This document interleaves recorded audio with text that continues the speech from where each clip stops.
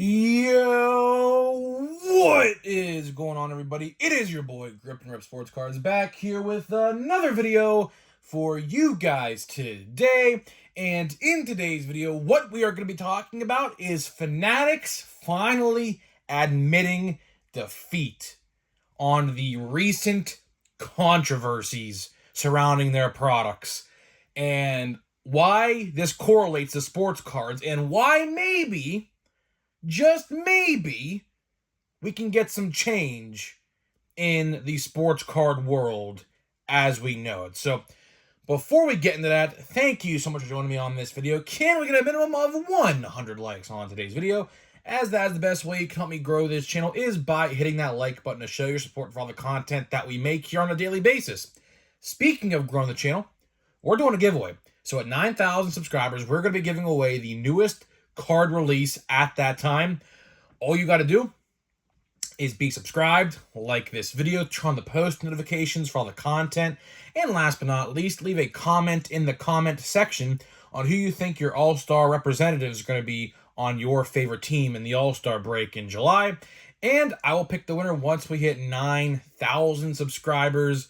So there is that. And of course, this video and channel are sponsored by SeatGeek. SeatGeek is the official ticket market of Major League Baseball, guys.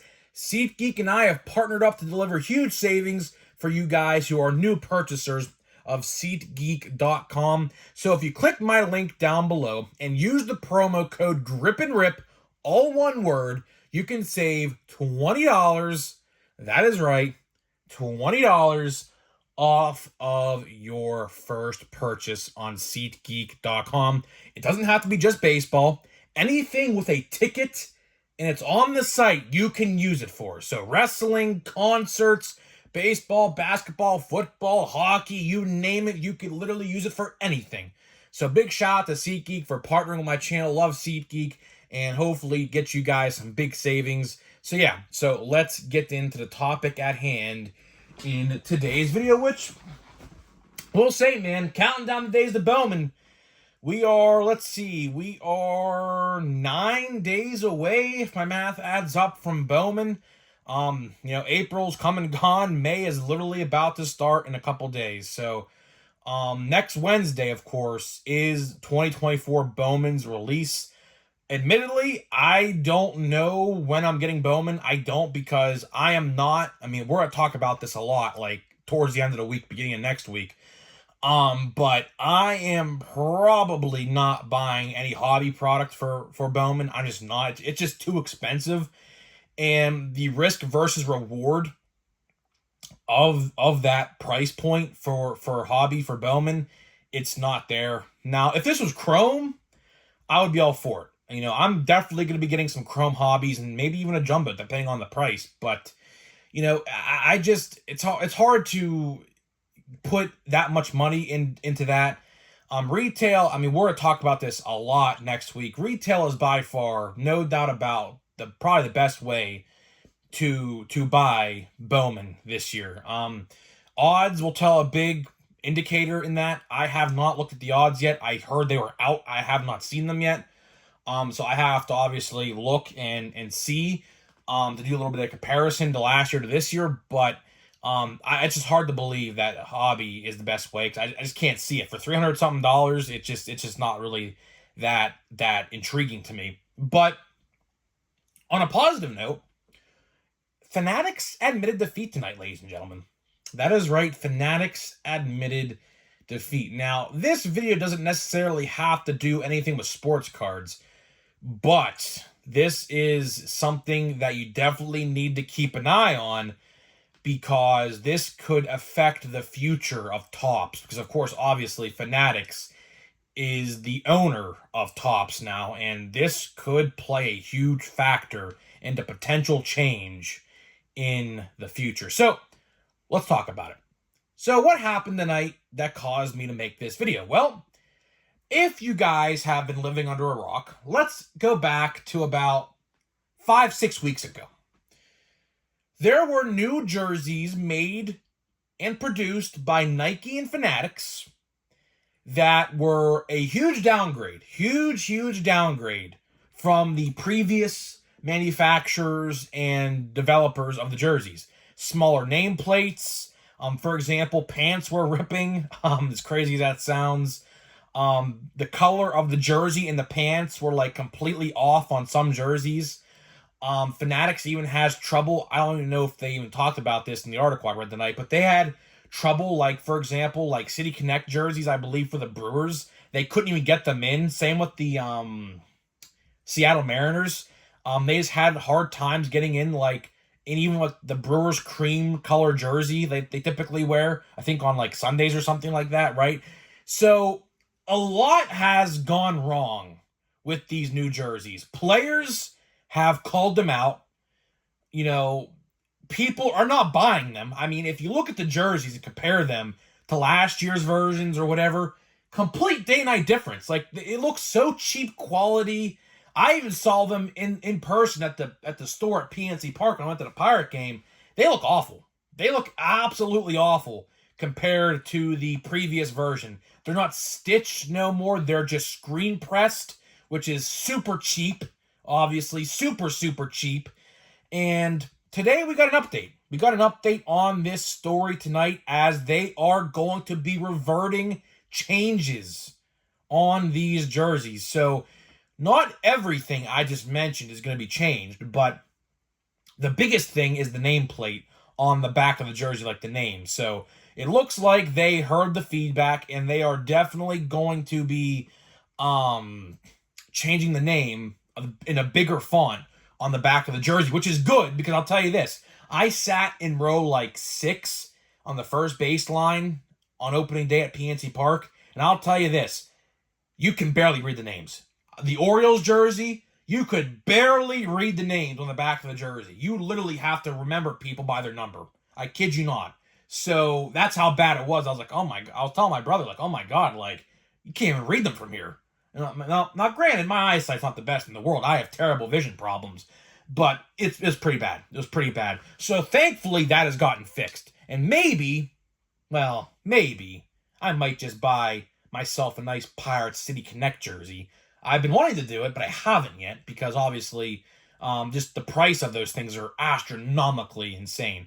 But it leads me to another point. Why did they make these changes?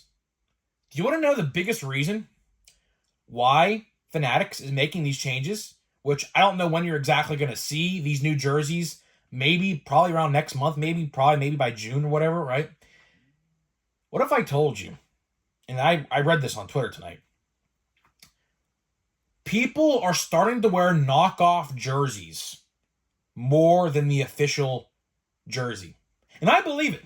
I 1,000 gazillion% believe it. Believe me, when I went to PNC Park opening day, I saw a lot of knockoff, like DH Gate, I believe. That's the website, DH Gate. Or there's a ton of other sites too, but that's like the most popular one. You can get on Etsy as well. Etsy has a lot of good artists and like people do that stuff on there as well. I saw a lot of people are starting to wear the knockoff jerseys. And it's funny because you can barely even tell. Now, from a distance, you can't tell at all. But if you get up close and look very closely, you can see the font is kind of off in the color of, like, the yellow stitching, for example, for the Pirates is a little off compared to, like, the real one. But I'll tell you one thing. From a distance, it looks identical to the real one. And they saw that, and they're like, well, why are the jerseys we were making not selling? Well, for one, the price, they upped the price $40 compared to last year, by the way. And number two, more people are buying the knockoff jerseys, which look just as good, if not maybe even better, than the ones they're producing now. Which leads me to the top side of things. So this is where we talk about baseball cards, because here's the thing. Who's to say if something like this happens with Topps, we can't make changes the same way the jerseys are being changed? Like, think about it, right? Think about it for a second. If Topps and Fanatics saw that sales were going down of, let's say, for example, Heritage. Heritage is probably the best example I could give in this video. To be honest, let's call a spade here, right? Heritage is terrible. Absolutely terrible. Every store I've been to, I have seen so much Heritage, it clogs the shelves. I don't know how they're going to get rid of it. Tops, I'll tell you right now, I said this and I'll say it again. You need to combine high number and Heritage into one set, release it in like November. That way it could sit on the shelf all the way till like January or February, where the next year's Series 1 comes out, and then there you could finally say, you know what, I'm done with Heritage. Ain't that a great idea? Like, if you combine high number and Heritage into one set, which should happen, because honestly, both of those sets sit. They both sit, no matter what. You could have the best rookie class of all time in a set like Heritage, and people are not going to buy it because people just don't want to buy it. People, the smart people, just buy singles online and parallels online or relics and autographs of their favorite team or rookie or whatever because it's the cheapest way to go about it. And not to mention, there's a lot of damage control problems this year with Heritage. There's a lot of damaged packs and cards I have opened throughout the last couple weeks of this product, right? So, let's say, for example, Topps sees a 25% decrease of sales of Heritage, which I can tell you right now, it's probably somewhere in that ballpark. I don't obviously know the numbers. Obviously, I don't work there. I don't know the financial numbers. I'll never see them, obviously. But I can tell you this, there is definitely a decrease of people buying Heritage. I can tell you that right now, just solely based off of what I see in my area alone. There's too much of it, it clogs the shelves, and nobody wants it. It's as simple as that. It's simple as that, right? So let's say they see a 25% decrease, which is a lot, by the way. In financial terms of something like this, that's a lot, right? That's 1 in every 4 people, essentially. Basically, that's how you have to look at it, right? Do you think they would make a change to Heritage if they saw that happen? Abso-damn-frickin-lutely. Why do you think they're making changes to these jerseys right now? Because the sales are down. And players are calling them out.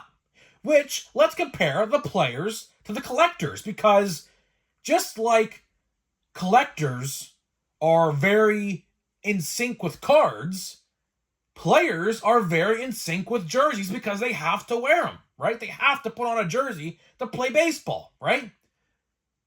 How about if everyone started calling out Topps like I do, like making videos like I do, and then commenting on Twitter, Facebook, Instagram, how upset they are at Topps, right? Do you think they would do something about it? I think they would. I think they would. Because we've seen it before. We have seen it in the past. We have seen it take place. For example, 2022 Topps Chrome Update. Do you remember what happened with that set? That set had so much bad quality control to it. They were literally, I kid you not, they were literally forced to give partial refunds to people.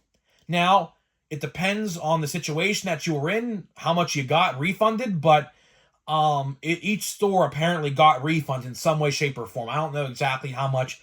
I luckily, thankfully, did not buy a hobby box of that stuff because it was just terrible. I bought a monster box though, and Target. I'll tell you one thing.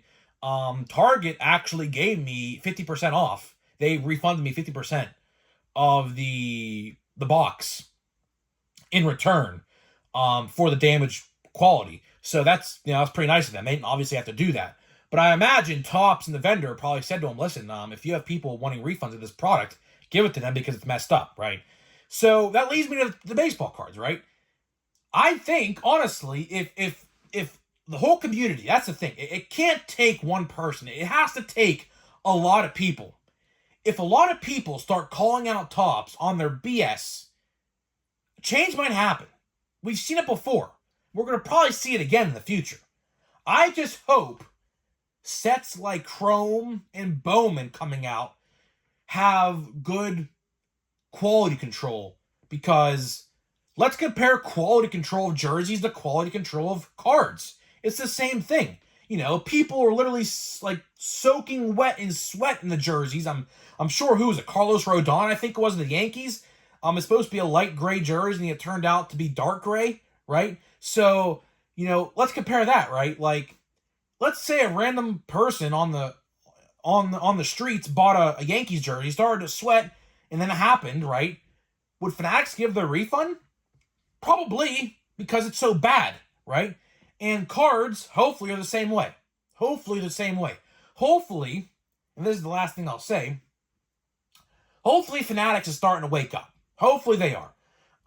Like I said, the only reason this happened in the first place is because the players called them out. A lot of them called them out.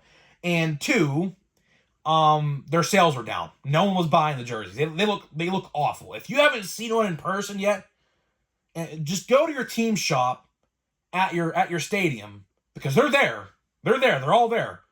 And then the funny thing is they're still selling last year's jerseys as well. So you can do a side-by-side comparison of the two. It's a day-night difference. It is a day-night difference how bad they are. So hopefully Fanatics is starting to wake up and say, wow, like maybe we should actually give better quality control on our products. And believe me, jerseys are not the only thing that Fanatics has screwed up. I saw personally, well, I'll tell you a personal experience. I bought, actually it was gifted to me, a Pirates shirt from Fanatics for my birthday in November, like 6 months ago, basically. I wore it twice. It shrunk in the dryer, never wore it again. That's how bad their products are. Their stuff shrinks in the dryer.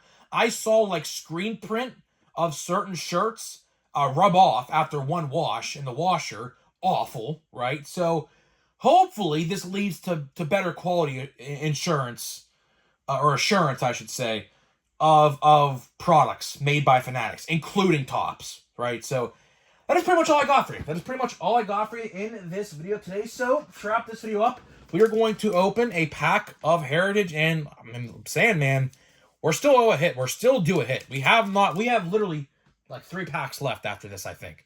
And we have not pulled a relic or autograph yet. So I don't know, and the glue to this pack is so tough, I can't even open the pack. Okay, well, here we go. Okay. Let's see. I can tell you right now, just based off the cross-section, that we do not have a relic in here. So, I mean, we have a backwards card, though, looks like. So maybe it's an autograph. I mean, I don't know if autographs are backwards. I haven't really watched a lot of openings to see that. So maybe we have an autograph in here. I don't know. Maybe. I doubt it. It's probably just a short print, but you never know. I mean, if David Bender, that's pretty cool. And then Emmanuel Clase, that's pretty cool. Not really much of anything here. Clark Schmidt. And we got a Tyler Stevenson. This is a short print because it's number, does that say 68? Yeah, another thing. The backs of these cards are so hard to read, I can't even read them. I thought that was 66 for a second. It was 68. So yeah, just a nice little picture there. The bubblegum action, of course. That's pretty cool. But then we got Robert Garcia. So no autograph, no relic just yet. We're down to our last couple packs, so I have no idea what is going on. Hopefully, we get it situated here, but, I mean, if I don't get a hit, I guess I don't get a hit. There's nothing Topps is going to do to give me a hit if I even emailed them, so it is what it is at this point. But either way, guys, I'm getting out of here. Hopefully you guys did enjoy this video. Do you think, let me know in the comment section, do you think with this new Fanatics, like, change, that maybe they're going to start caring more about baseball cards? Let me know what you think, and I'll see you guys in the next video.